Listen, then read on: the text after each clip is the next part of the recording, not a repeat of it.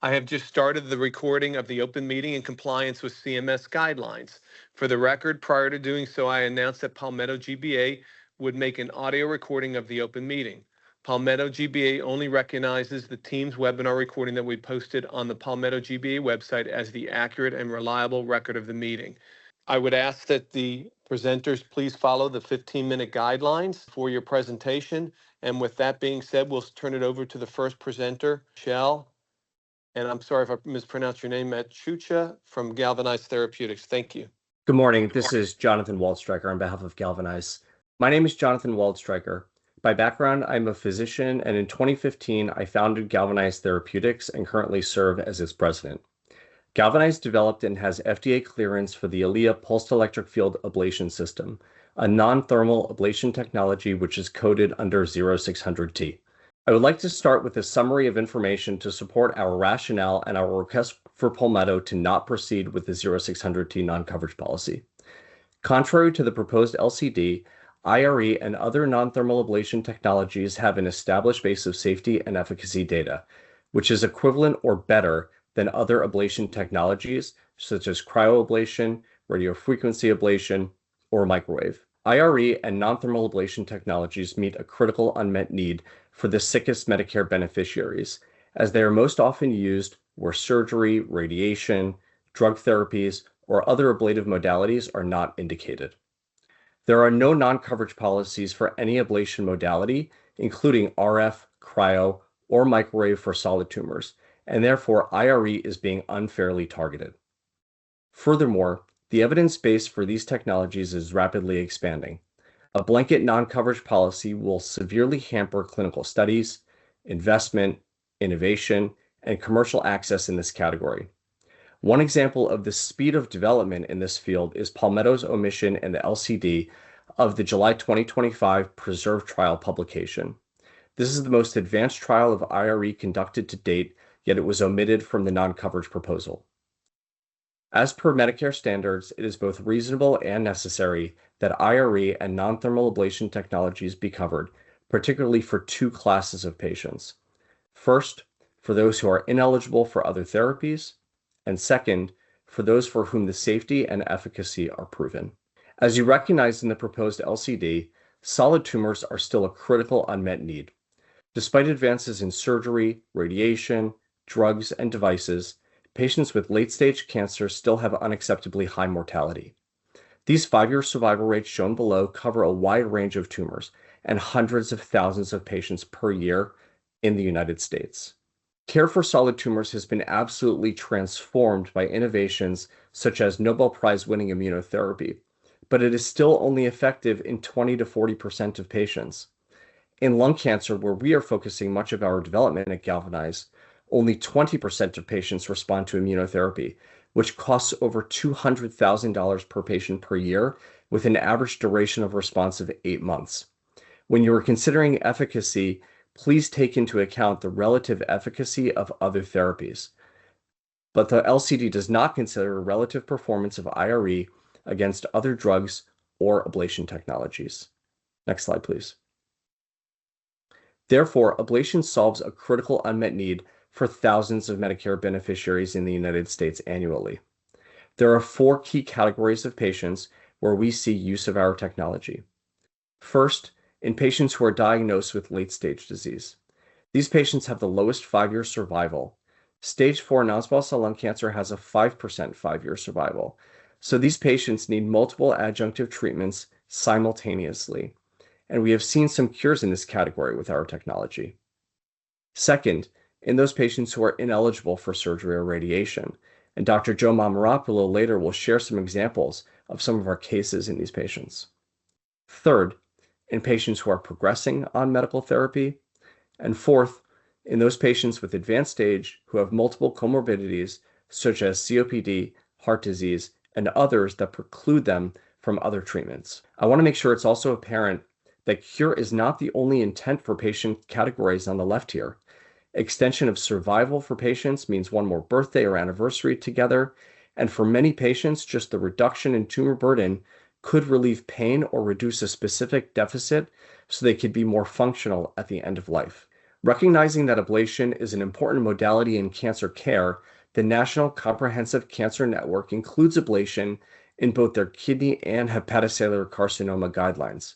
Note that it does not limit this description to thermal ablation, but is purposely broad in its language, including all ablation modalities, giving the physicians the options to treat with the ablation that best fits their patient's need.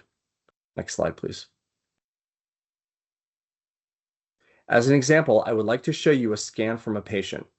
The patient on the left has a tumor denoted by the arrow that is exactly in the center of the chest, encircled by the superior vena cava, aorta, right ventricle of the heart, and main airways. Unfortunately for this patient, surgery is not an option. Radiation would destroy the main vessels and airways. Thermal ablation would be way too dangerous, likely leading to a fatal bleed. Yet with pulsed electric field ablation with our ELIA system, we routinely treat these types of lesions. How can that be? Because of the figures on the right side here. With ELIA pulsed electric field non-thermal ablation, we can uniquely ablate the tumors but leave critical structures intact. These images from a study we conducted in patients in Europe show that we could do this across blood vessels and airways with no detriment to their structure. This is drastically different than thermal ablation modalities, which destroy every structure in its pathway, causing everything to fibrose and scar. That's why physicians can use it on lesions such as the one in the left image without harm to the surrounding structures and with confidence of achieving the ablation. All of the citations in your proposed LCD were for NanoKnife, but this non-coverage decision will impact several other commercially available devices. There is a range of technologies that fall on the spectrum of non-thermal ablation. The 3 commercial non-thermal ablation devices are listed below, with NanoKnife delivering millisecond frequency, our galvanized ELIA system delivering microsecond pulses, and the Pulse Biosciences Vibrance system, which delivers nanosecond pulses. Next slide, please. NanoKnife IRE is shown in the top portion of this slide. It delivers monophasic millisecond pulses that are relatively longer than ELIA PEF. Some of the technical features of delivering NanoKnife IRE are muscle contractures, the need for multiple needle electrodes, and inconsistent electric fields. We innovated with ELIA PEF to solve these 3 issues, delivering no muscle stimulation, performing the procedure through a single monopolar needle, and delivery of very consistent electric fields. Next slide, please. We are here today because the Society of Interventional Radiology evaluated our system and recommended that their members code ELIA PEF procedures with 0600T. Next slide, please. But there are many differences between ELIA PEF and NanoKnife. The image on the left portion of the slide was taken from a human study in which the physician intentionally delivered partial ELIA PEF ablation so as to measure the treatment zone, followed by surgical resection. Similar to other modalities, we achieve significant ablation as shown by the central zone of clearing. But on the right side of the slide, I want to discuss how ELIA generates more immune activation than IRE. This is a peer-reviewed study that we ran in animals to compare ELIA PEF to IRE, and we have now validated this effect in 3 human studies. As you can see, there's a striking difference in the level of immune activation between NanoKnife IRE and Galvanized's ELIA PEF. This means that our ELIA technology uniquely has an immune activating effect, almost like a tumor vaccine, where we show increases in several types of T cells and B cells, much more so than IRE. Dr. Mamaropoulos in his presentation later will show you that this is likely the reason why stage 4 non-small cell lung cancer patients treated with ELIA PEF survived longer than a matched control cohort. Yet despite differences in the technologies that fall under 0600T, the draft LCD ignores these and exclusively uses the NanoKnife literature, though it does not properly cover the entirety of the category. Next slide, please. Therefore, we would like to suggest several fair and actionable alternatives to this non-coverage policy, allowing our technology to be available to those who need it most while encouraging the field to progress. First, CMS can remain silent and assess claims on a case-by-case basis. Second, you can implement coverage with evidence development, allowing the technology to remain covered while generating more data. Third, you may defer formal policy development until completion of more multi-center trials, especially for those technologies other than NanoKnife. And fourth, you can implement a prior authorization process for certain of the non-thermal ablation technologies or for specific patient populations. These approaches would allow access for patients who are most often the elderly, frail, or those ineligible for surgery, and where the efficacy and safety data are strong. These would also allow the ecosystem to generate more data. Just as you may have not been aware of our technology, nor the several other companies developing novel ablation systems in this space, a non-coverage policy will certainly stall innovation in this field if they are too broad and onerous. Next slide, please. More specific coverage decisions drive better care. On the other hand, blanket non-coverage risks halting patient access for certain subpopulations, delaying data development as investors will not fund technology in clinical trials in categories where non-coverage decisions are already in place, penalize technological progress even though we are studying specific patient populations who are experiencing better efficacy with fewer adverse events as compared to the early NanoKnife experience. Also, physician technique is constantly improving, leading to even better safety and efficacy. And last, I would be remiss if I did not mention that this non-coverage policy is likely to cause access disparities. We have already heard of cases where Medicare or private payers have denied claims and patients have instead been paying cash out of pocket for non-thermal ablation procedures. This is an unintended consequence that creates a significant disparity where the poor and those who cannot afford it will not have access to a potentially life-saving or extending procedure. We encourage CMS to remain aligned to its strategic pillars, including equal access. Therefore, CMS should recognize that there are meaningful differences between the non-thermal ablation technologies that fall under 0600T, and we ask that you support safe and effective innovation through a targeted and flexible coverage policy. And most importantly, we ask that you maintain access to these technologies for patients with no alternatives, for you to create a pathway for coverage where the patient need is greatest. Could you please advance 2 slides? With my remaining few minutes, I would like to address how Palmetto is holding IRE to a higher standard than other technologies that are covered by Medicare, and use the prostate data as an example. On efficacy, the draft LCD did not include the seminal PRESERVE study published in July 2025. In this study, patients with intermediate risk prostate cancer were treated with IRE and rebiopsied at 1 year. IRE demonstrated efficacy with 84% of biopsies negative for in-field recurrence, which is equivalent to stereotactic radiation surgery SBRT at 85% and better than cryoablation at 77.5%. Yet SBRT and cryo are widely covered by Medicare. On patient-reported outcomes such as erectile function, IRE at 81% is surely better than prostatectomy, which resects the nerves, with reported rates as low as 20%. Another criticism by Palmetto is a lack of randomization. There has never been a cryoablation versus prostatectomy randomized controlled trial, yet cryoablation is covered by Medicare. Furthermore, the PACE-A study, which was an RCT comparing SBRT to prostatectomy, took 10 years to enroll only 123 patients and had to be halted because it did not reach its enrollment targets. These studies are nearly impossible to enroll once the technologies are on the market. With regards to data scope, you wrote in the LCD that guidelines are insufficient to allow this treatment as reasonable and necessary for intermediate or high-grade tumors, but the PRESERVE trial only reported on the use of IRE for intermediate prostate tumors. This is an example where Palmetto can cover procedures where the data supports its use. And last, you mentioned the concern for overuse.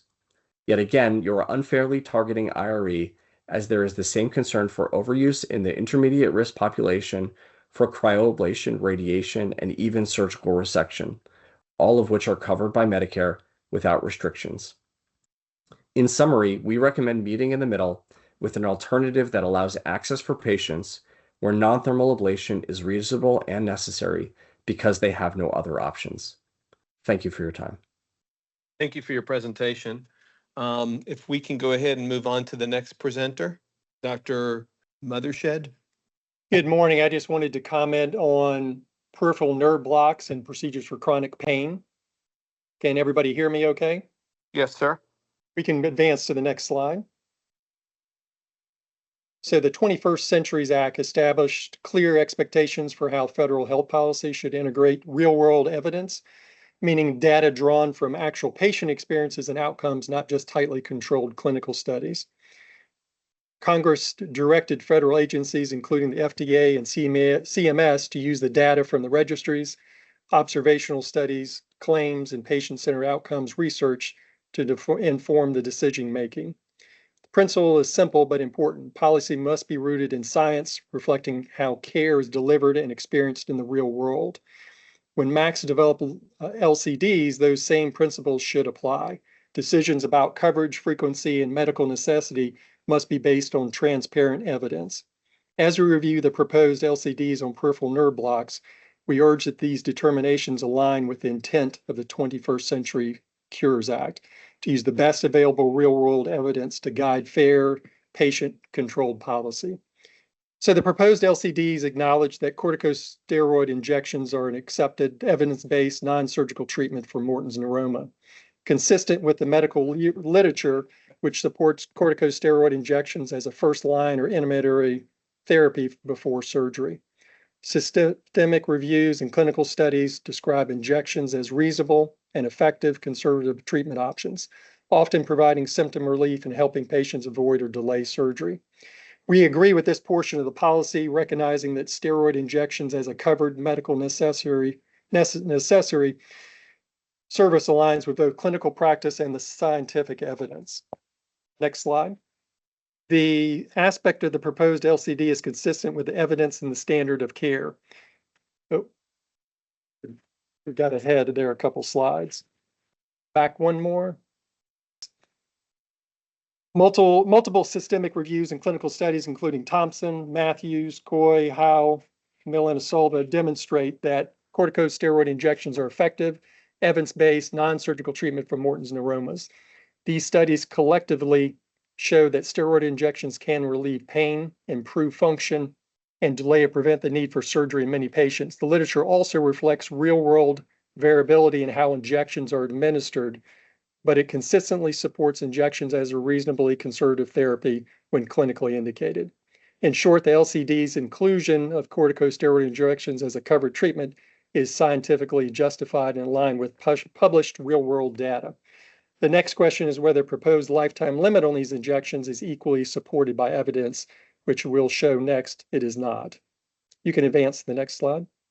Systemic review by Thompson and colleagues in 2020, one of the sources cited in the proposed LCD, and provides strong evidence that corticosteroid injections are an effective, non-surgical option for managing Morton's neuroma. Authors reviewed 22 studies and found that the injections produced a statistically significant reduction in pain scores, with about 50% of the patients experiencing sustained symptom relief for 12 months. Importantly, the study found no evidence supporting a strict limit on the number of injections.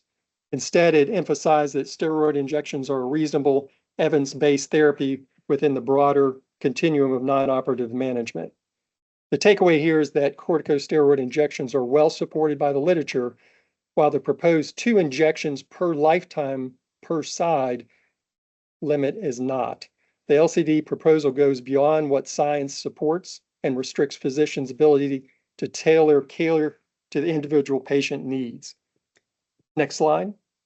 The systemic review and meta-analysis by Matthews and colleagues in 2019 is another source that's cited in the LCD. It evaluated 25 studies on non-surgical treatments for Morton's neuromas. Among the interventions studied were injections that had some of the strongest evidence for pain reduction, showing significant improvement on the visual analog pain scales compared to control or footwear padding. The review concluded that steroid injections and manual therapies demonstrate the most consistent benefit among the non-surgical options, even though the overall evidence of base remains heterogeneous. Importantly, like Thomason review, this paper does not identify or recommend any limit on the number of steroid injections that should be performed over a patient's lifetime. Taken together, the available literature supports the clinical use of injections, but provides no scientific justification for the rigid utilization cap, such as 2 injections per lifetime. Next slide. The prospective follow-up study by Howe and colleagues looked at the medium-term outcomes nearly 5 years after a single injection for Morton's neuroma. The study found that the original injection remained effective 36% of the patients at almost 5-year follow-up. Those patients continued to show significantly improved pain and function scores compared to the pre-treatment levels.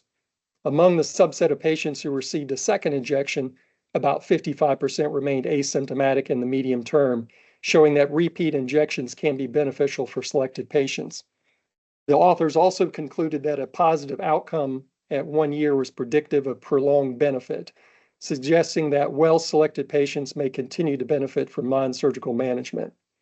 Importantly, this study does demonstrate that some patients experience durable relief after 1 injection, while others may need a second or third injection to achieve similar outcomes, reinforcing that treatment should be individualized, not dictated by an arbitrary lifetime limit. Once again, the evidence supports clinical discretion between the physician and patient rather than a fixed utilization cap that lacks support in the literature. Next slide. This 2024 systemic review is a current analysis of infiltrative non-surgical treatments for Morton's neuroma. It synthesized data from 12 studies, including both randomized trials and longitudinal observational designs covering more than 1,400 patients. The authors found that the injections produced a high level of efficacy in reducing pain, along with favorable safety outcomes. No serious adverse events were reported across the studies. Other injection therapies such as alcohol, hyaluronic acid, and capsaicin were also reviewed, but steroids remain one of the most effective and best studied option for symptom relief. The study does underscore that the injection treatments are safe, well-tolerated, and clinically effective, making them a key part of evidence-based conservative care. Crucially, the paper again provides no evidence to support a lifetime limit on steroid injections. It instead reinforces that treatment should be guided by patient response, safety considerations, and clinical judgment. Taken together with the earlier reviews, the most recent analysis confirms that science consistently supports the use of injections, but does not justify the lifetime limit of 2 injections. Next slide. This is the new language proposed in several MAC proposed LCDs. It would cap coverage at 2 injections per lifetime per foot, regardless of clinical response, patient characteristics, or disease course. This is a major departure from current standard of care, where the treatment decisions are individualized based on patient outcomes, comorbidities, and tolerance. This appears to be an arbitrary utilization limit, not a scientifically derived standard of care. Next slide. It's really not rooted in science or real-world evidence.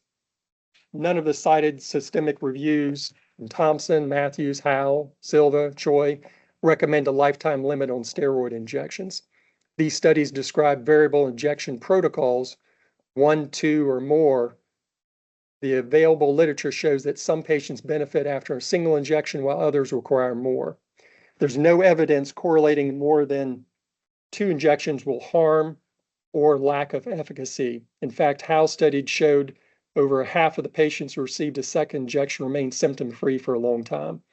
Therefore, the 2 injection lifetime limit policy is not grounded in science or real-world data, and it would inappropriately restrict physician judgment and patient care.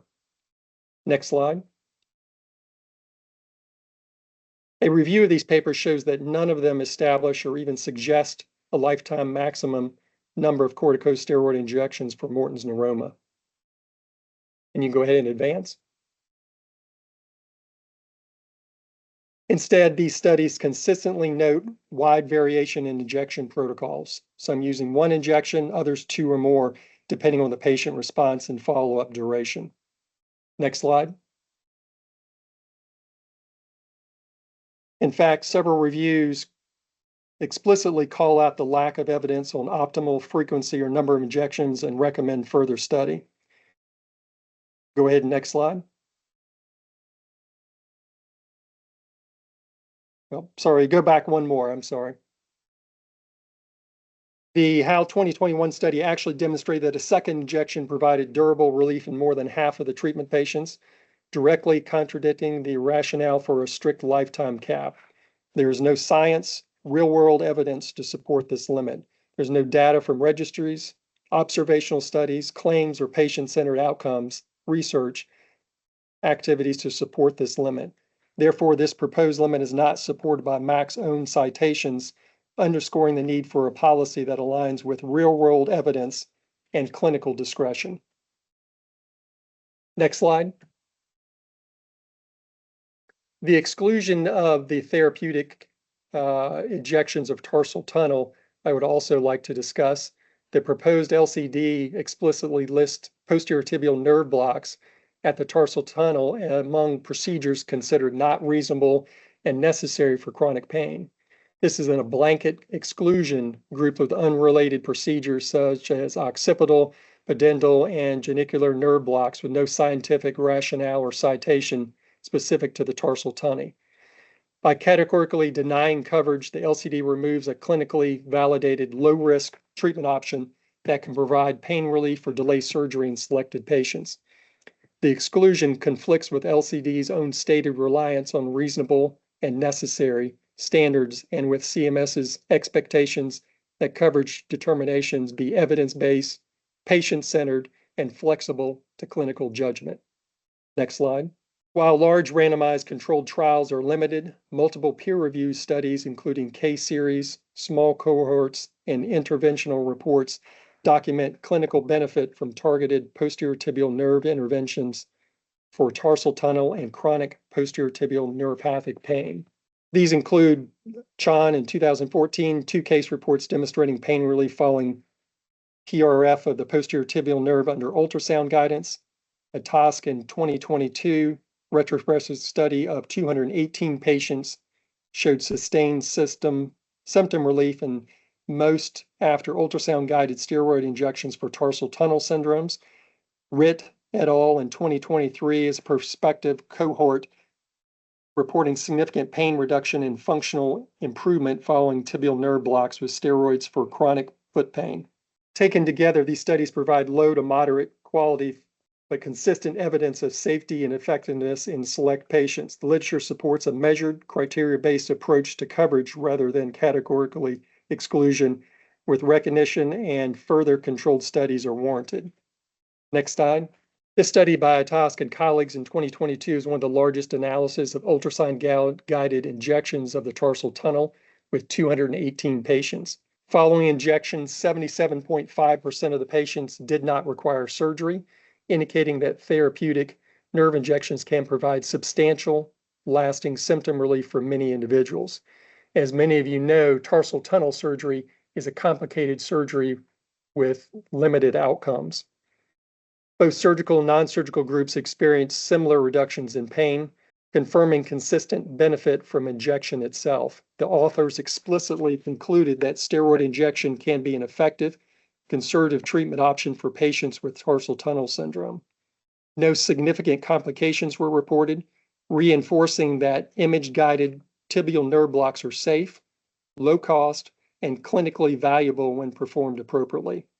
This is exactly the type of real-world evidence that supports inclusion, not exclusion, of therapeutic nerve injections of the tarsal tunnel. Rather than a categorically denial, coverage should be criteria-based. Incorporating this evidence would bring the LCD into alignment with the 21st Century Cures Act principles and CMS's commitment to science-driven, patient-centered policy. This is a 2023 cohort study by Ritt and colleagues examined tibial nerve blocks with steroids in 45 patients treated for chronic foot pain, including neuropathic and tarsal tunnel type presentations. At 7-week follow-up, 53% of the patients experienced meaningful pain relief, and nearly half maintained benefit at 18 months, demonstrating the potential for long-term symptom improvement. Functional outcomes improved as well. 22% of the patients reported increased walking distance after treatment. Side effects were minimal and transient, underscoring that tibial nerve blocks are safe and well tolerated. The authors concluded that the tibial nerve block should be considered when conservative treatments like orthoses fail, highlighting its role as an appropriate intermediate therapy before surgery. This study reinforces real-world efficacy and safety of image-guided therapeutic nerve blocks at the tarsal tunnel, the very procedure the LCD seeks to exclude. Together with a task in 2022 and other reports, it demonstrates that posterior tibial nerve blocks have an established, evidence-based role in managing chronic foot and ankle pain, and therefore should be included as medically reasonable and necessary when appropriate clinical criteria are met. This 2024 study review by Hack and colleagues synthesized evidence from 32 studies on management of tarsal tunnel syndromes, including both surgical and non-surgical approaches. The review found that 75% of the cases achieved good or excellent outcomes overall, demonstrating that many patients can be effectively managed conservatively before requiring surgery. Among the non-surgical interventions reviewed, steroid injections and other targeted therapies were consistently associated with symptom relief in well-selected patients. The authors highlighted several factors influencing success, further underscoring the importance of individualized clinical judgment, not categorically coverage exclusions. While acknowledging variability in study quality, the review concluded that favorable outcomes are common and that further research should be refined patient selection criteria, not eliminate access to existing non-invasive options. This broad review reinforces that therapeutic nerve injections of the tarsal tunnel is evidence-based and clinically relevant, especially when performed under guidance and after conservative therapies fail. And this is another study also that verifies good results with posterior tibial nerve blocks, finding them therapeutic and effective, and should be inclusive in the nerve study. So in summary, we strongly support maintaining the LCD language that recognizes steroid injections as reasonable and necessary for treatment of Morton's neuroma. Multiple studies have confirmed this, and these are the studies that are also cited in the LCD. This portion of the LCD is rooted in the science and real-world evidence and should remain unchanged. I've been in practice over 28 years, and I've never had a restriction like this suggested on any treatment that I perform. I see patients all the time that may require 1, 2, or 3 steroid injections within a year, and sometimes they'll come back in a year, 2 years, or 3 years and may need another. So I would respectively request that the proposed lifetime limit of 2 injections per side be removed. The MAC cited references provided in the presentation do not support this restriction. These studies reinforce that treatment should be guided by patient response and clinical judgment. A rigid lifetime cap would contradict the evidence and restrict clinical judgment without improving safety or outcomes.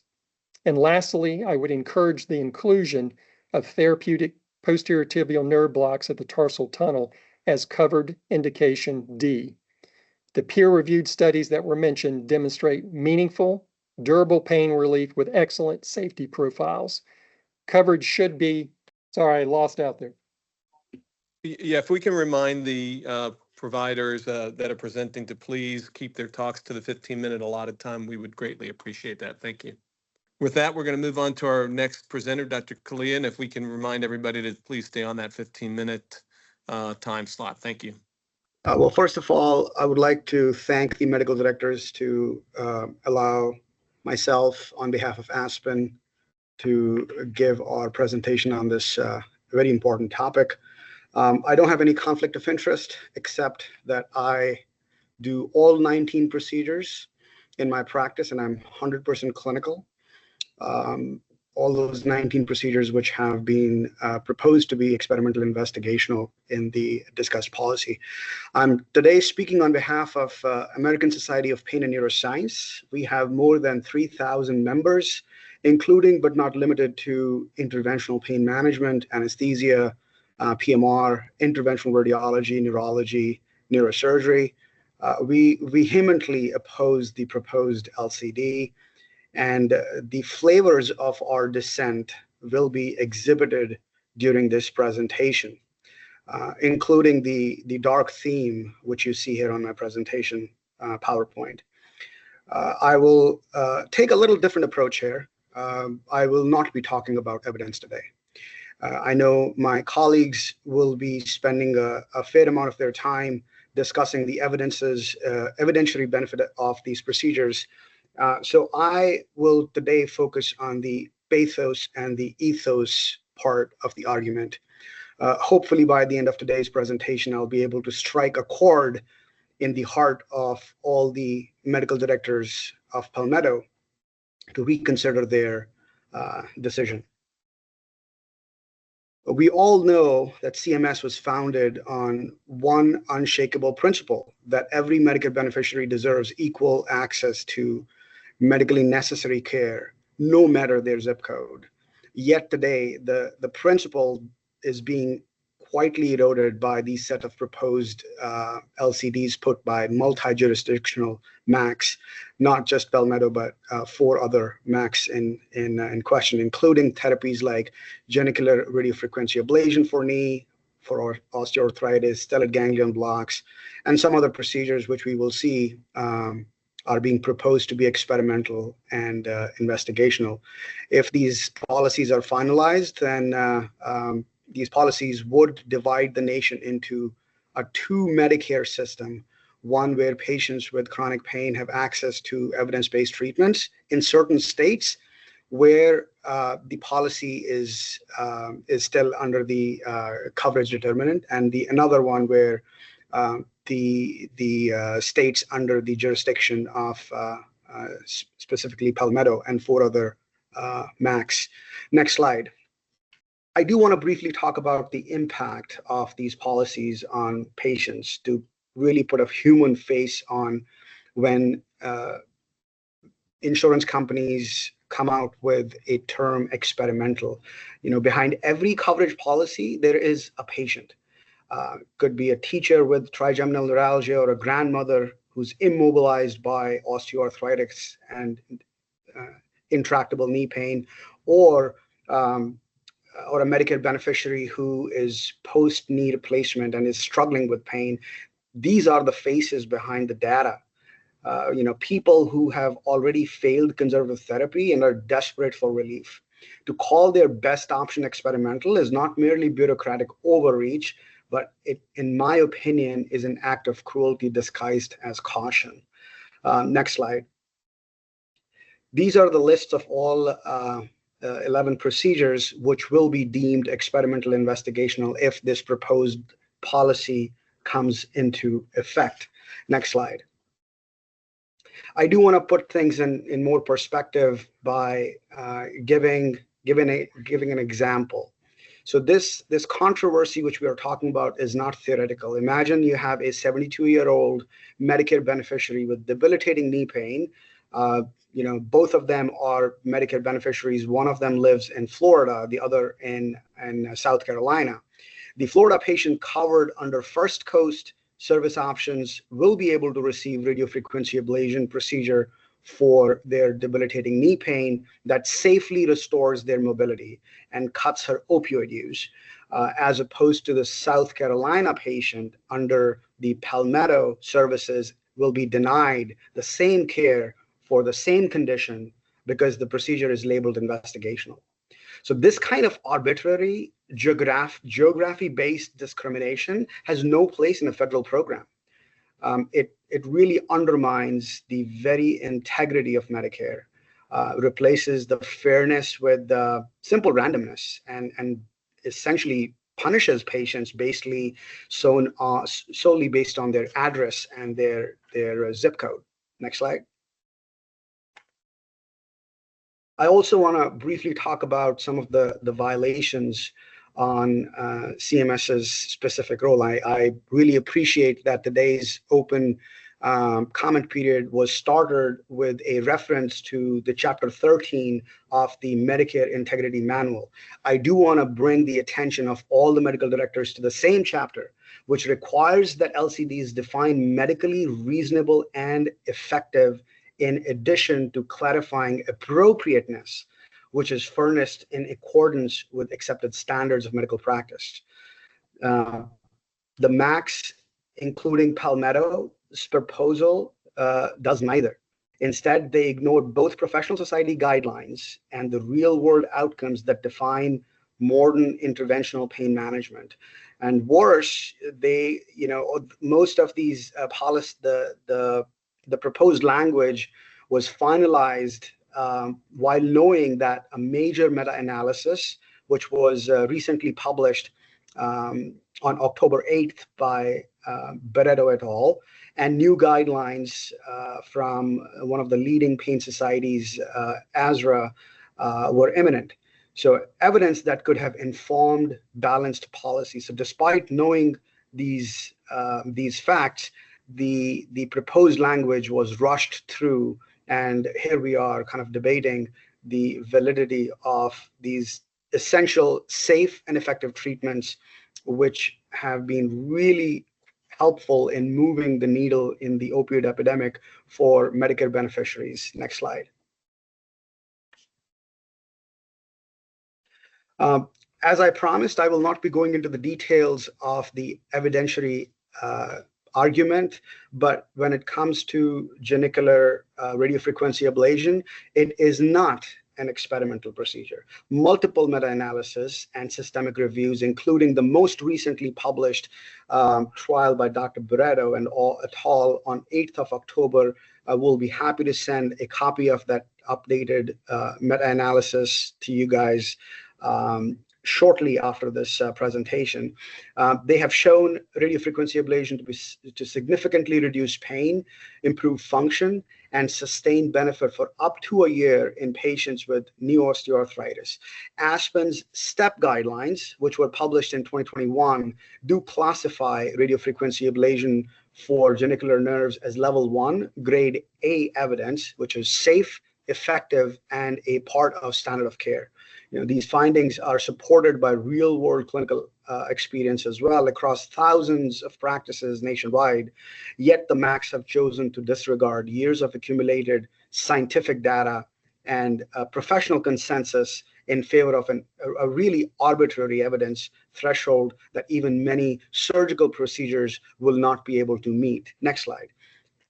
Some of the clinical etiologies or disease processes we're talking about are so rare and unique, it will be almost unethical to design a randomized controlled trial for these entities. Next slide. So what are the consequences of the proposed LCD? We're talking about restricting access to these safe and effective treatments for Medicare beneficiaries. By cutting off access to these procedures, the MACs, especially Palmetto, is forcing patients towards using opioid medications and towards treatments which will increase cost on the healthcare. Patients who are denied radiofrequency ablation will face worsening pain, reduced function, and ultimately will have more invasive and expensive surgical options like knee replacements. The downstream costs will include higher rates of joint replacements, emergency visits, and opioid-related hospitalizations. We have successfully moved the needle on the opioid epidemic through our concerted efforts, but this policy is forcing us to go back and expose Medicare beneficiaries to the horrible advent of opioid medications again. Next slide. So what is our ask? American Society of Pain and Neuroscience strongly urges the multi-jurisdictional MACs, especially Palmetto, to immediately withdraw this proposed LCD. We also request CMS to possibly convene a Medicare Evidence Development and Coverage Advisory Committee, which is known as a MEDCAC, to review the science and develop a unified evidence-informed national coverage determination as opposed to the proposed LCDs. This is not a radical demand. It is a plea for standardization, for equity, and for integrity in the coverage process. A national policy would ensure that whether a patient lives in Kansas City or in Bronx, the access is equitable and established based on a principal guideline why Medicare was established. CMS has a mandate to be both evidence-driven and patient-centered. It cannot claim the former while abandoning the latter. By disregarding professional consensus, violating statutory requirements, and fostering geographical inequality, the MACs have failed on both counts. The path forward is very clear. Withdraw the flawed LCDs, reconsider the evidence transparently, and work collaboratively with the pain societies. ASPN would be willing to be a part of that NCD development. We would work with the stakeholders to develop standardized policies to continue to offer these safe and effective treatments for Medicare beneficiaries. And finally, because pain does not discriminate by state lines, neither should Medicare. With that, I'm going to yield my time and strongly urge Palmetto MAC to withdraw and rescind this current proposed LCD. Thank you. Yes, Dr. If we can have our next presenter, Dr. Rothberg, go ahead and proceed. Good morning. Can everyone hear me okay? Yes, sir, we can. Thank you. Thank you for the opportunity to speak with you today. My name is Michael Rothberg. I'm a urologic oncologist at Duke University. My practice almost exclusively involves caring for patients with localized and locally advanced prostate cancers, and this includes performing prostate biopsies, managing patients on active surveillance, focal prostate ablations, and robotic radical prostatectomy. I regularly perform focal ablations using NanoKnife Irreversible Electroporation in a highly selected patient population who meet very specific clinical pathologic criteria. Additionally, my research program at Duke involves several projects further investigating the biological response of the patient's immune system to IRE ablation, and this work has been supported by the Prostate Cancer Foundation with a Young Investigator Award. Today, I want to discuss why continued Medicare coverage of irreversible electroporation is critical for our patients and how the evidence supports its safety, efficacy, and unique value within focal therapy for prostate cancer. Next slide, please. So at Duke, we've been deeply invested in focal therapy for nearly 2 decades. Our multidisciplinary program, which spans urology, radiology, pathology, and biomedical engineering, began in 2006 and has grown into a national leader. We offer multiple therapy modalities to perform focal therapy, including high-intensity focused ultrasound, cryoablation, and NanoKnife irreversible electroporation, as well as ongoing prospective trials for focal therapy. Focal therapy has become a core strength at Duke because it meets a critical need, treating clinically significant prostate cancer while preserving urinary and sexual function. Our patient selection is rigorous, guided by multiparametric MRI, transperineal mapping biopsy, and genomics when appropriate. And our follow-up protocols are standardized, evidence-based, and transparent. In 2025, Duke's leadership in focal therapy was recognized by the American Urological Association and the Focal Therapy Society, underscoring the field's maturity and Duke's long-term commitment to its success. NanoKnife IRE was added to our armamentarium because it fills an essential role. Across 35 peer-reviewed publications involving over 2,600 patients and follow-ups up to 10 years, IRE has demonstrated consistent oncologic control, safety, and functional preservation. Unlike thermal technologies, IRE uses short high-voltage pulses to create precise cell-level ablation while sparing connective tissue and critical structures. This precision makes it uniquely suited for focal ablation of prostate cancer in functionally sensitive regions where surgery or radiation therapy could result in significant morbidity. IRE has evolved from early feasibility studies to modern multi-center prospective trials showing robust outcomes and reproducibility across institutions. Next slide, please. So if we look across the literature, the research trajectory is remarkably consistent. Importantly, all of the studies I'll be presenting today were conducted with a multi-probe irreversible electroporation system that brackets MRI visible lesions, specifically NanoKnife, which is an FDA-approved IRE system. From the foundational studies by Onik and Rubinsky in the late 2000s demonstrating precision and tissue selectivity to multi-center clinical validations over the past decade, the messaging is clear. IRE achieves effective ablation with low complication rates and strong functional outcomes. We now have nearly 20 years of published data confirming these trends. Each successive wave of studies has refined patient selection, optimized energy delivery, and validated oncologic control. This continuity of evidence shows that IRE is not experimental. It's an established, evidence-based focal therapy modality. Next slide, please. So let's start with the earliest data. Onik and colleagues demonstrated that IRE creates uniform, sharply demarcated lesions with preservation of surrounding critical structures and no thermal damage. Patients tolerated treatment well, complications were minimal, and both urinary and sexual function were maintained. These results established the foundational principle of IRE, precise non-thermal ablation that respects anatomic boundaries, which is a feature unmatched by other focal therapy modalities. Next slide, please. Moving into the next era, Neil and Valerio's work demonstrated safety, reproducibility, and compatibility in instances where patients had existing implants. Complication rates were low, continence and potency were preserved in nearly all patients, and the technique was standardized for clinical use. These studies confirmed IRE's feasibility in real-world prostate cancer management, laying the groundwork for broader adoption. Next slide, please.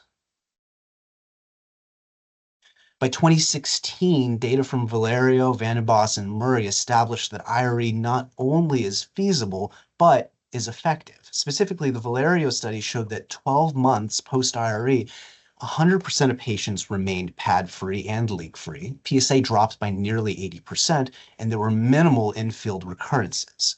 A critically important treat and resect study was also performed by Vandenbos, where histologically confirmed complete ablation of the treatment zone without skip lesions or residual viable tissue was demonstrated. And again, this underscores precision and oncologic efficacy. Next slide, please.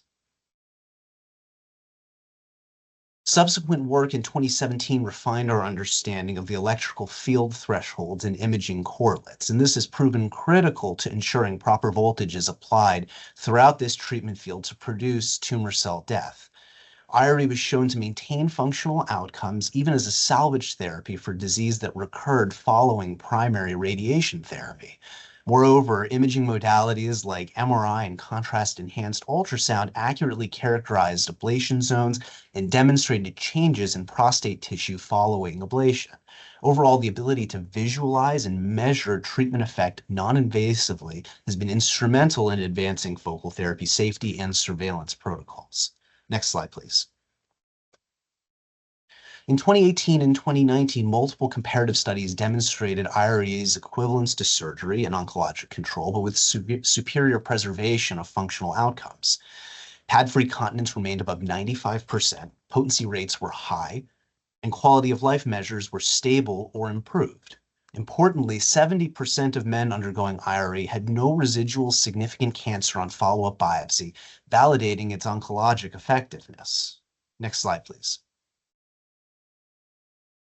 Data presented on this slide demonstrate how imaging directly links to IRE's clinical effectiveness. Colatini and his colleagues showed strong preservation of function, pad-free continence above 96%, erectile scores around 80%, and PSA reductions from 8.6 to 2.3, with only 18% infield recurrence and mostly mild, manageable adverse events. Studies by Gunther et al. Confirmed very similar outcomes. And finally, a study by Scheltema and colleagues validated imaging precision, showing electric field thresholds of roughly 550 volts per centimeter on histology and 550 volts per centimeter on MRI. Together, these studies confirm that imaging accurately maps ablation zones and predicts durable control while preserving urinary and sexual function, the balance that our Medicare patients most value. Next slide, please.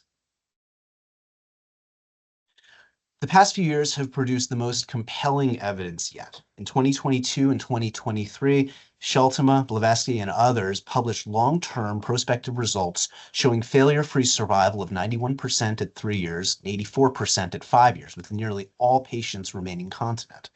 Metastasis-free survival exceeded 99%, and rates of erectile function preservation, while variable, remained strong compared to alternative standard of care therapies. These findings represent real-world, multi-center validation of IRE's durability and safety profile. Next slide, please. Recent studies, including from George and colleagues in 2025 and Zhang and colleagues in 2024, provide pivotal evidence further delivering this message. At 12 months, negative infield biopsy rates reached 84% for clinically significant prostate cancer, with median PSA reductions of nearly 60%. Pad-free continence was 95 to 97%, and erections sufficient for penetration were preserved in 72% of men with good baseline function. Grade 3 adverse events were rare. Only 3% were nanoknife related, confirming excellent procedural safety. These are outcomes that matter to patients, families, and providers alike. Essentially, effective cancer control without compromising the functions that define quality of life. Next slide, please. Importantly, I'd like to discuss in detail results from the PRESERVE trial, which is a multi-center pivotal study, which is the strongest US data yet and was just published in European Urology earlier this year. Next slide, please. The PRESERVE study was industry-sponsored by AngioDynamics, and all patients were treated using the multi-probe nanoknife system, using its specific parameters to deliver treatment. Next slide. PRESERVE included 121 intermediate risk patients across 17 sites, most of which who were actually IRE naive, and it demonstrated the reproducibility across a variety of clinical settings. Next slide, please. At 12 months, 71% of patients had negative infield biopsies. However, the important thing to understand is that patients with missing 12-month biopsy data were imputed as failures. When only patients with available data were considered, 84% were free of clinically significant disease per Delphi consensus definitions. The median PSA fell from 5.8 to 2.1 nanograms per ml, with a median time to nadir of 3.5 months. Next slide, please. Urinary functional outcomes are excellent, as demonstrated here. Patients will commonly experience limited urinary bother within the first 1 to 2 months following treatment and return to their baseline functionality at the 3-month time point. Rates of urinary incontinence were also excellent. 96% of patients who were pad-free at baseline remained so at the 12-month follow-up time point. Next slide, please. Similarly, erectile function preservation was excellent, with 84% of patients with good baseline sexual function having maintained erections sufficient for intercourse at the 12-month time point. Next slide, please.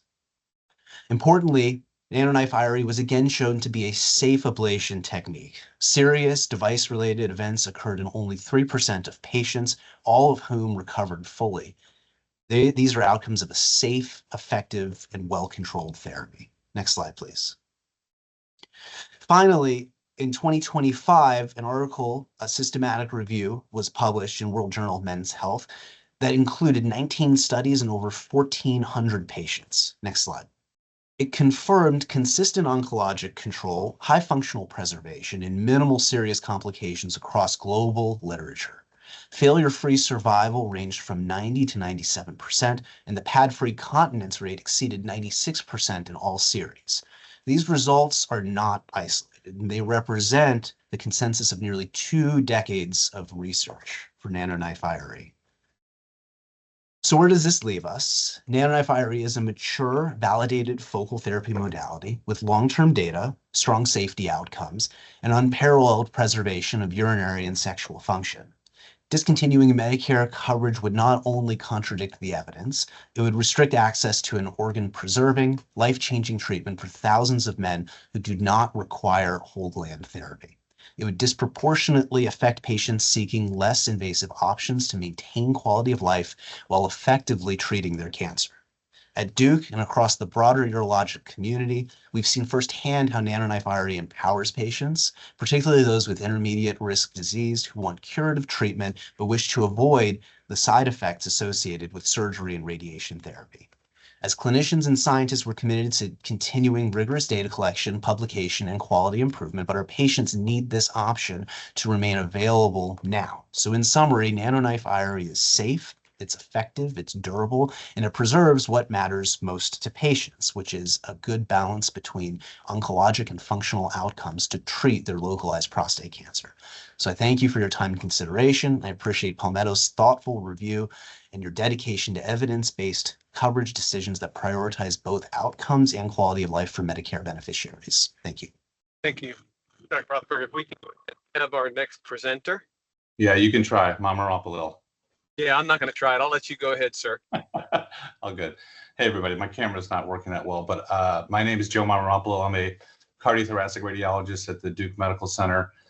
We do a lot of lung intervention, and a lot of that is with lung ablation. So I'm going to be telling you about the ELIA pulsed electric field system, which Dr. Wallstreicher highlighted earlier. We're going to be talking about safety and efficacy to start with. So next slide. In my patient population, I offer the ELIA PEF system to surgically unresectable patients who need ablation, but who are likely to have complications with other technologies. When you think about complications, I'm dealing with chronic pulmonary parenchymal disease, including pulmonary fibrosis and really bad emphysema.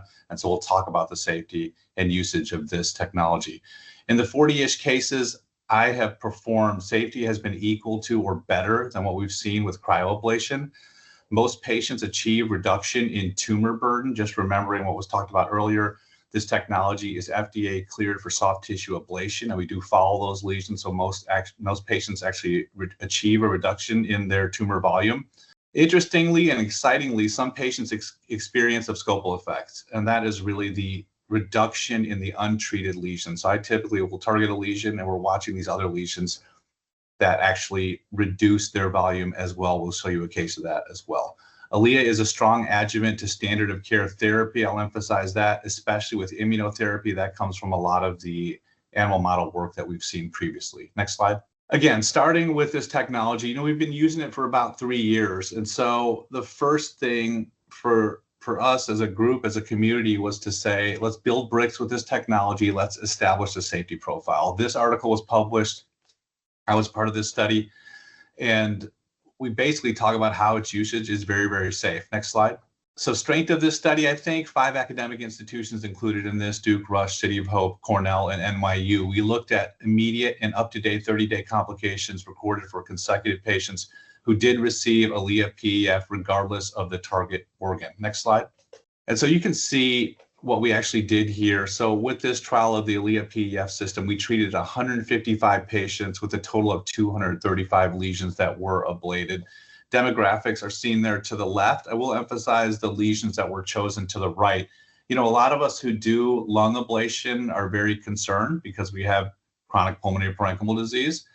And the reason this was so attractive to us and why most of these cases were performed in the lung is because we think that needle size is just so small and it makes it very, very safe. It's a 19-gauge percutaneous needle. So 177 of these cases were performed in the lung.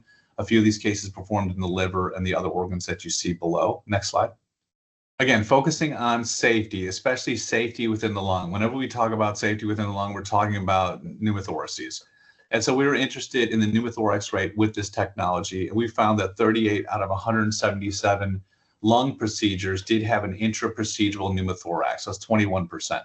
You know, I don't care so much about that. What I'm really concerned about is an actionable pneumothorax, the one that requires a chest tube to be placed. And in 20 of these 177 patients, we placed a chest tube. And so, you know, when you think about that, it's actually not that high. It's higher than what would be for a lung biopsy. However, when you compare it to a percutaneous ablation with cryo or microwave, that is actually very, very, very low, knowing that that needle's got to stick into the lung and be there to actually ablate soft tissue tumors. 2 patients experienced hemoptysis. 1 was intermittent, self-limited, essentially resolved after the procedure, and 1 actually required intervention. The biggest thing I would tell you when you think about safety from a percutaneous ablation perspective, we have patients that come back after microwave and cryo with complex pleural effusions, bronchopleural fistulas. We didn't see any of that. We didn't see any pleural effusions with our technology or no other complications. In addition to that, our friends who are working below the diaphragm, they didn't see any hepatic hematomas or other complications that were reported at all. Next slide. And so the conclusion for this first paper is the procedure is really safe. The safety profile is similar to what we see with percutaneous lung biopsies, but be aware, this is not a lung biopsy. This is a pulmonary parenchymal ablation. So the safety profile is way better when compared to most ablation devices that are out there, including cryoablation and microwave. The liver profile is extremely good and way better than anything that we're seeing performed within the liver. And obviously, we think this is related to the smaller size of the probe than the standard biopsy devices and standard ablation devices. Next slide. Okay, now shifting gears here. We talked about safety. I think we've nicely established a very good safety paper to say that this is a very safe technology. We're going to move on to efficacy by talking about our early experience with PEF in the setting of recalcitrant stage 4 lung cancer. Next slide. And so this was a study that we published recently in lung cancer, and it's a retrospective cohort of patients with progressive stage 4 non-small cell lung cancer ablated with ELIA PEF. And so these patients were collected, again, I think a strength of the study, from 3 institutions, NYU, Cornell, and Duke, from 23 to 24. All the patients in this study had to be diagnosed with stage 4 non-small cell lung cancer and progressed on at least 1 line of prior systemic chemotherapy. All patients were treated only 1 time with the ELIA PEF system percutaneously. We looked at 2 very important endpoints: progression-free survivability, PFS, assessed by RECIST criteria, and overall survivability determined by the EMR, 3 months follow-up. Next slide. And so, you know, the biggest thing about looking at efficacy is we had to have a group to compare. So we generated a matched cohort that was very similar, as you can see in this slide, to the 41 patients that were treated with ELIA PEF. So similar ages, male to female distributions, and in addition to that, the malignancy distribution and even the molecular markers were similar as well. So we thought we had a really nice group to be able to compare the ELIA PEF group to. Complications, again, focusing on safety again, 4 patients had a pneumothorax that required a chest tube. Length of stay for these patients was about 1.2 days, but 37 of the 41, emphasizing safety, went home same day. So we had the procedure performed and they went home. No other complications 30-day post-PEF. Again, no complex pleural effusion, no bronchopleural fistula, no air embolism, nothing like that. Next slide. Okay, so here are the 2 data points: progression-free survivability and overall survivability assessments. You can see on the bottom left there, in the ELIA PEF group, progression-free survivability was 63%. When you compare that to the right, the matched cohort, that drops to 11.8%, with a hazard ratio of 3.7%. The difference is quite striking within this, and we were very excited about that. You know, when you think about PFS, just be aware that's determined by RECIST criteria. It can be a little wonky. Is that a new hepatic lesion? Is that actually progressive? No one's going to argue with overall survivability. Is your patient alive or dead after 1 year? In the ELIA PEF group, we saw overall survivability at 74%, and that dropped to 33% within the matched cohort with a hazard ratio of 3.5. Again, strikingly different between the 2 groups, and very exciting to kind of use this technology in a stage 4 patient population. Next slide. And so, conclusion, in these matched groups in this retrospective study, we see a statistically significant survival benefit for patients receiving ELIA PEF compared to the control group. Interestingly, the ELIA PEF group was actually slightly older and had more complicated treatment histories, and in addition to that, had a less favorable molecular profile than the matched cohort, yet we still saw this benefit. We think this is because the ELIA-PEF system seems to release non-denatured proteins into the tumor microenvironment that ultimately cause this cascade of immunological responses, especially when combined with immunotherapy or chemotherapy. Okay, so when you put into context how this actually thinking about it, and especially in the context of non-small cell lung cancer, our paper's on the right there. When you compare it to what's out there, the Wang paper looked at cryoablation in stage 3B, stage 4 non-small cell lung cancer, and essentially they showed with checkpoint inhibitors a similar overall survivability. When you look at it compared to the paper in the middle there, the Yang paper, and compare stage 3B, stage 4 cryoablation and microwave ablation with patients who had standard of care, again, similar overall survivability. However, you could argue the progression-free survivability is better with the ELIA system in our study. And in addition to that, I would tell you the safety profile, looking at complications, way decreased with the ELIA-PEF system, as opposed to what's out there with cryoablation and microwave. Okay, so I'm going to show you a couple cases. Next slide.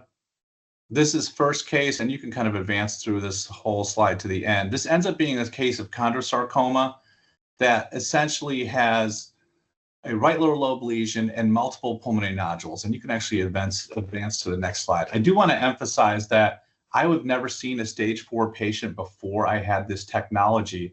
And so this technology has shown efficacy signals in stage 4 patients, offering something that hasn't been demonstrated with other ablative modalities, including cryoablation and microwave ablation. Just kind of paging through this. This is the right lower lobe lesion that I end up treating. And if you keep moving, there's 3 lesions here, one in the right upper lobe, and then 2 other ones that you'll see on the bottom. And these are lesions that I end up not treating. So there's a left upper lobe lesion and also a left lower lobe lesion. The next slide will show you the actual ablation that we performed. And so essentially we put this needle into the mass and we performed 6 activations into the mass, and the patient went home in 2 hours. Next slide. Patient was started on immunotherapy 1 month after ablation. We have that established with our sarcoma oncologists who have limited treatment options. Next slide. Following this mass, essentially you'll see the mass throughout this slide page here, essentially start to increase. And if you look at the next slide, what we think is going on here, this is sort of this pseudo progression. Inherently, the mass looks dark inside. We see this, it gets this massive immune response and looks necrotic. And so we actually, because this thing was being measured, next slide, we actually retreated the lesion just because of RECIST criteria. Same thing, had general anesthesia, went home in 2 hours. Next slide. And then continuing to look at this mass, it essentially stabilizes over this slide over 2 years. And essentially that's where it lives right now at about 8 centimeters. Now, excitingly, in the next slides, you're going to see what happened with the other lesions. So here, if you kind of page through all of these, what you'll see is this right upper lobe lesion at baseline where you can really measure it and you'll see it circled. It really becomes nothing. It's nothing I would even call on a chest CT. And essentially it's completely resolved at 17 months. So this is an off-target response and one that we're very, very, very excited about. And we see the same thing here in the left lower lobe lesion in the next slide. And essentially you can see that lesion basically has burned out all the way. He's now 2 years out. And so we show you a nice off-target response here, a real true abscopal effect with this treatment. Okay, so case conclusions for this, and you can kind of page through this whole slide. We think it's due to necrosis. That's why this is increased in size and a pseudotumor effect. This off-target response, we think, is a combination of antigen release with immunotherapy. The patient's disease is stabilized but not cured. And, he's considering retreatment. This is, again, a patient with no other options. Next slide. I'm going to finish up with case 2. This is a very difficult patient population here. Combined pulmonary fibrosis, emphysema, biopsy proven, left lower lobe adenocarcinoma. The next image shows you the PET scan there. Nobody wants to do anything with this patient. Radiation doesn't want them, surgery doesn't want them. Next slide. We chose to ablate this patient. We performed a tract ablation, got a margin around the lesion, and you can go to the next slide. So that's the actual ELIA-PEF needle within the lesion. The next slide is going to show you that I was trying to get a margin, and we actually repositioned the needle along the medial aspect, got that margin as well. Next slide. And so some follow-up images, just kind of paging through this. This patient is now 2 years out, and this lesion has completely resolved. This is a great outcome for parenchymal ablation in a very, very high-risk patient population. Next. Okay, so some conclusions through here. You can kind of page through this. Patient had no other options, including surgery. We've talked about the lesion's completely resolved, and we continue to follow this patient with follow-up imaging to see how this will actually progress. It's completely resolved 2 years later. Okay, so some overall conclusions here. We've achieved ablation with a single needle, no muscle contractions. We kind of talked about that a little bit, and then no pneumothoraces in these cases. We do think we get a direct ablation in addition to that, an immune activation as well, providing additive of effects beyond pure ablation. I would tell you Medicare defines whether a treatment should be covered if it's reasonable and necessary. This ALIA system, PEF, is reasonable and necessary. We've shown that the ALIA technology is very, very safe. I would argue the technology is not experimental. We've seen efficacy and now a survival benefit in our stage 4 non-small cell lung cancer. It is appropriate for patient needs. These patients have no other options. I would tell you it is irrational that a non-coverage policy would be put in place for ALIA PEF, whereas other ablative modalities that we've shown you that I use are less safe and effective in specific patient populations. Thank you all. Hello. If we go ahead and have our last presenter. Hi, thank you again for the opportunity to be here and to present to you, and appreciate the last minute switch here. My name is Mintu Tarakia. I'm the Chief Medical and Scientific Officer at iRhythm Technologies. We are a cardiovascular ECG monitoring and diagnostics company. I'm also an electrophysiologist myself and have spent my career on ECG, wearable, and arrhythmia technologies as an investigator and as a clinician. So thank you again. If you can go to the next slide. We wanted to sort of bring light to the proposed LCD and discuss really 4 concerns that we have and talk through some of the data. These are not unique to our products or our services. We are, this is all we do, however, as a company. All we do is ambulatory cardiac monitoring, which is quite distinct and different from many other larger industries out there, companies out there. So we really have thought about this very carefully and thoughtfully, and these apply to the industry, not strictly to our company. The 4 areas are here. So the first is a single set of requirements applying to all these devices, mandates 24-hour monitoring, which is really not the design or the intended use for things like Holter. In fact, the Holter and non-event or mobile cardiac telemetry devices don't transmit during wear. What this also leads to is device requirements that probably should only be applied to the IDTF or the providers who monitor, not the device themselves. As an example, there's no FDA clearance that has emergency notification in there. And so you start getting into situations where the intended use and the regulatory scope as defined by the FDA in the product code may be different than what's postulated for coverage. The same is true on the safety language, where the LCD does say prohibit use in patients at risk for life-threatening arrhythmias, but then has provisions for emergency notification. So there should be some clarity there. And then some of the definitions with the device types listed don't align with the most recent FDA clearances. The FDA has gone through a period of modernization of these, including a new product code for MCT. And so some harmonization would be there, for example, in clarifying real time, which is not a term that the FDA has in its most recent product code. Next slide. So again, the LCD defines these to include a wide range of devices we'll talk about, but the uniformity of the proposed requirements don't really allow for the differences, and they operate the intended use and often, frankly, the need to not require a high level and expensive form of monitoring like mobile cardiac telemetry when lower forms will do. And so the impact would not, if you take how they're written currently, the following on the left would not really qualify for coverage if taken literally, and that includes patch, long-term, Holter, event, and MCT. And so that's what we want to go into. Next slide. A lot of this was framed in this paper. This was a review that was brand agnostic in the New England Journal that I participated in as a senior author, and really lays out the different wearable digital health technologies that are used for ambulatory cardiac monitoring. This was written earlier last year as a form of a review, and it was invited by the New England Journal. Next slide.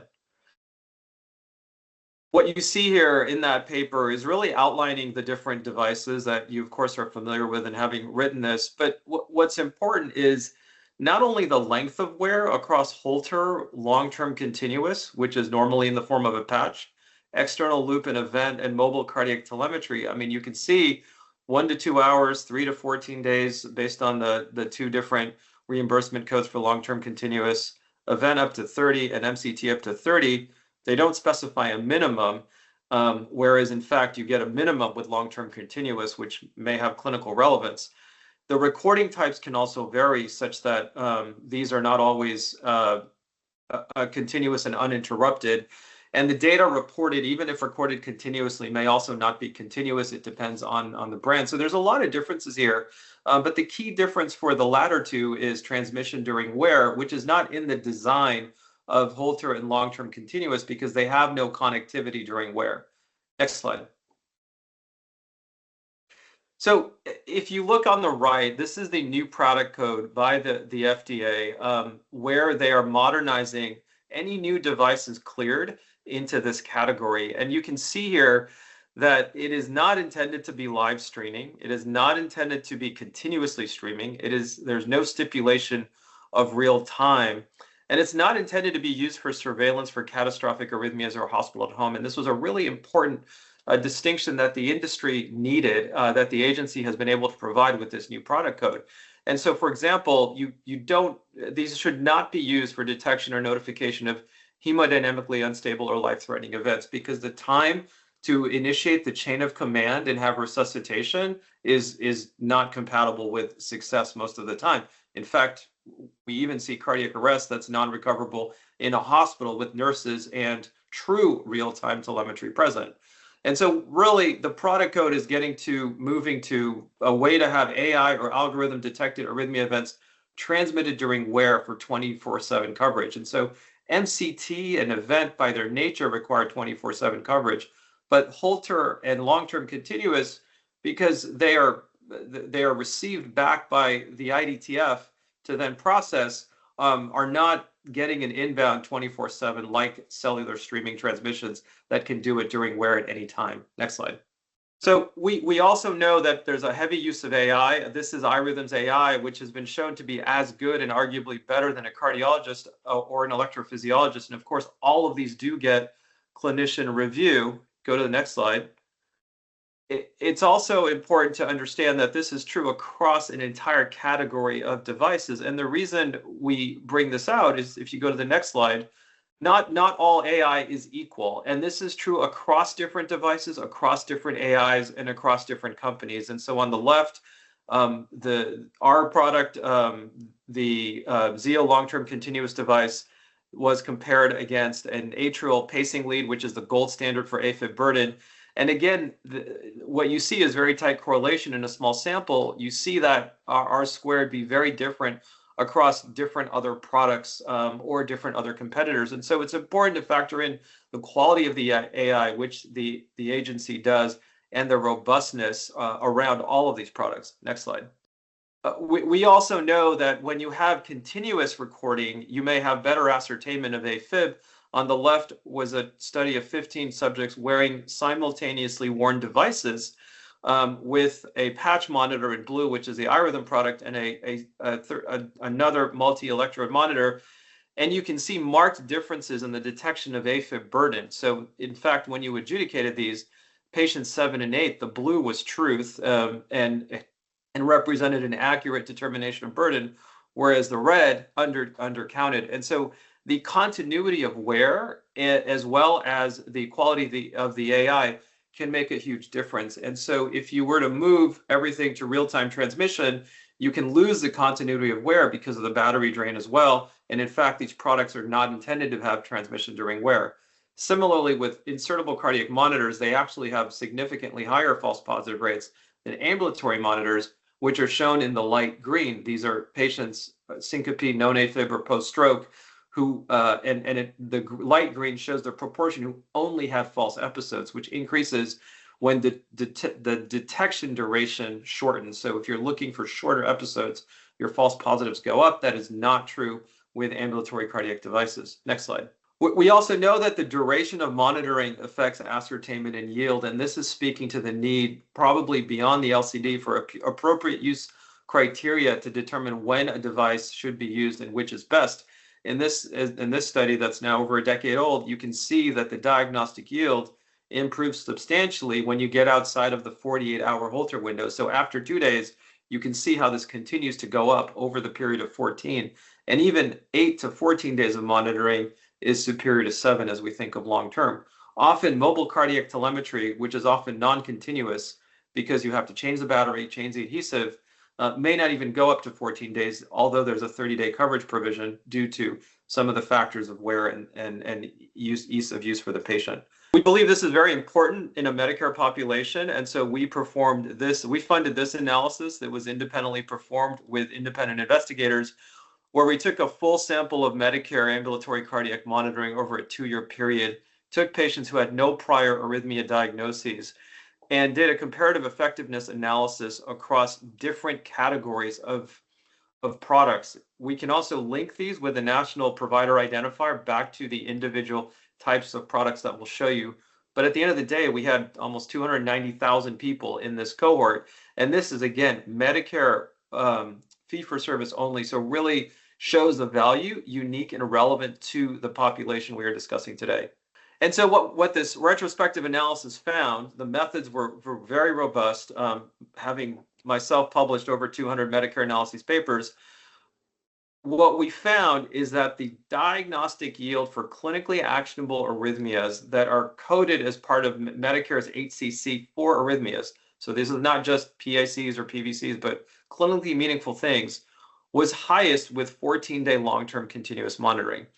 iRhythm's product, specifically as the reference here, had the highest odds of diagnoses, and the other categories are shown relative to that. So the adjusted odds of MCT, event, and Holter are actually less than iRhythm's product, but more importantly for this discussion, less than the category of continuous monitoring. And so LTCM of up to 14 days has no cellular transmission, has continuous recording, and can apply good AI at the end of wear. And you can see how that strategy actually increased odds of diagnosis.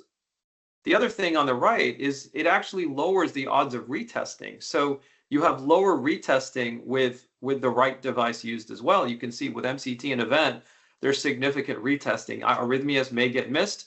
This is risk adjusted with a large variety of variables, and also adjusted by Medicare HRR. So the data are robust, large sample size, and really show that, again, the right device matters at the right time for the patient. Next slide. So the other relevant benefit in this Medicare population is when we looked at inpatient hospitalization and ER visits. And what you can see here is when you look at LTCM as a category, now you had more inpatient hospitalizations with Holter, event, and MCT. And you might argue that patients who get MCT are sicker. Even with risk adjustment, there may be some confounding, but the Holter and the event patients are not. And so again, this speaks to the importance of fitting the LCD to the health economic and outcomes data, but also ensuring that these align with the product codes that we'll get into. On the right, you see a similar pattern for ER visits. And so when we look at outpatient visits, we actually saw the same. There was actually more outpatient testing with the other categories compared to LCTM's services, and you can see the cost differences on the right. And so again, this is the right population. This is Medicare fee-for-service. The other important thing to note is that the issue of real time, which is a term that probably should not have been used in this title, but more specifically, mobile cardiac event recording or any modality with transmission during wear did not expedite care. And so 20,000 patients at the University of Utah, and they looked at devices with transmission during wear, which are MCT and event recorders, versus those without. All of the numbers that I'm showing you here, and I should have put it on the slide, are not significant. So not only are the absolute effect sizes small, you can see that none of them meet significance in the abstract here. The 31 versus 42 had a trend of 0.03, but when you started putting this in sort of really in multivariable models with very few covariates, these all regress to the null and were non-significant. So in this observational analysis, there really wasn't a benefit of a more expensive technology. And this makes the case, what we think is that the right case is appropriate use. and recognizing that these devices are designed differently under the FDA intended use and product codes, but that the goal should be to make sure that the right one is used at the right time. So this is our last slide. Our recommendations for revising the proposed LCD is to really more accurately represent the range of technologies as they are intended to be used, as the regulatory requirements by those product codes are explicitly defined, and as the instructions for use in the labeling are also written.